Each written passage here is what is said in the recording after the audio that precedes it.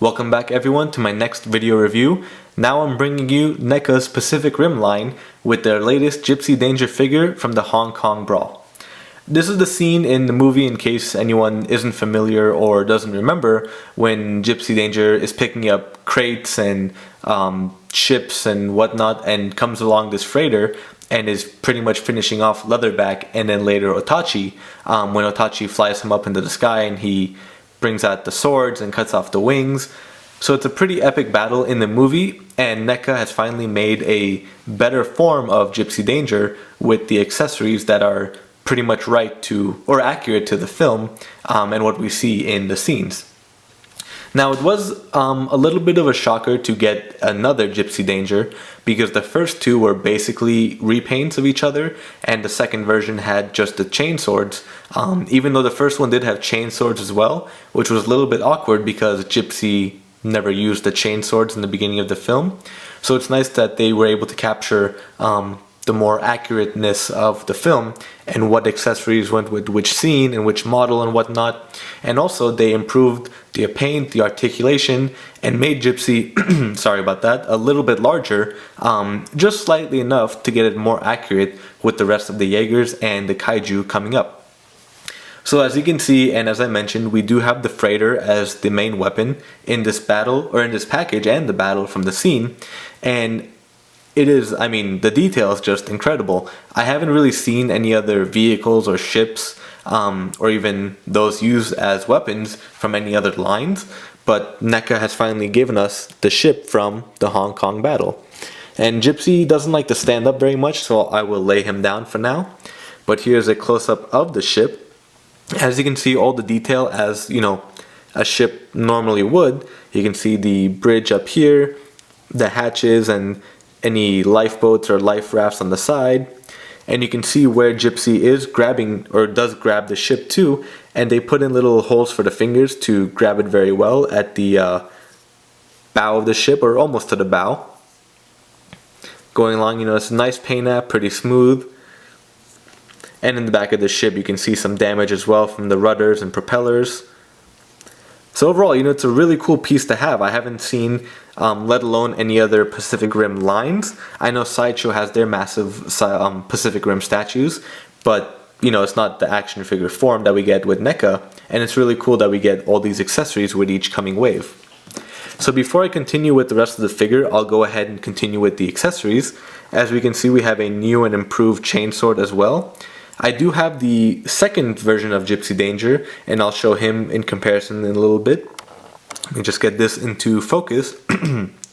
As you can see, they gave more of a chrome and silver edging, and it's all connected as opposed to the previous chainswords, which had little gaps in between each ridge.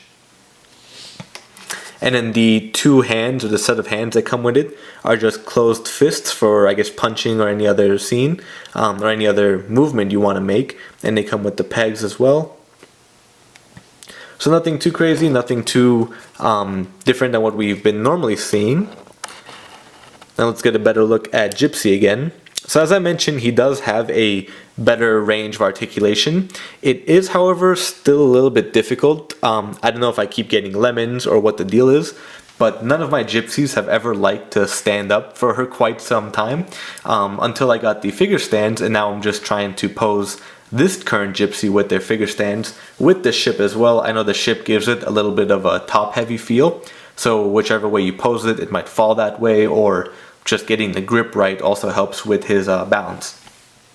And also with the paint app, as I mentioned too, they have the more accurate blue as he has in the remodeled version after they save Gipsy Danger and bring back the pilot, who I'm blanking on his name in the movie. But the first Gipsy kind of had the too light of a blue, almost a sky blue, a little bit darker hue. And then of course the second one, which is the battle damage, which I'll bring into the viewpoint right now.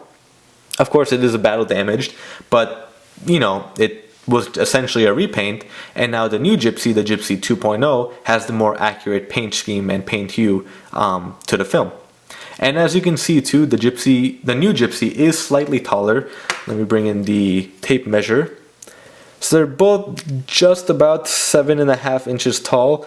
The older Gypsy is just over 7, and the new Gypsy is just over 7.5. So it's about a ½ inch difference or so. And everything just looks better with it. Of course, we have the same details like the stripes on the arms, the number 34, and the basic decals of it. But everything is just better. It's more focused, it's more refined. And here's a close-up of everything. Let me get that into focus as well. I really like the visor as well. It's more of a gold like we saw in the movie than the yellow. Let me see how close I can get that. There we go. In the older figures, you know, it was more of a bee or bumblebee yellow as opposed to the more gold as in the film.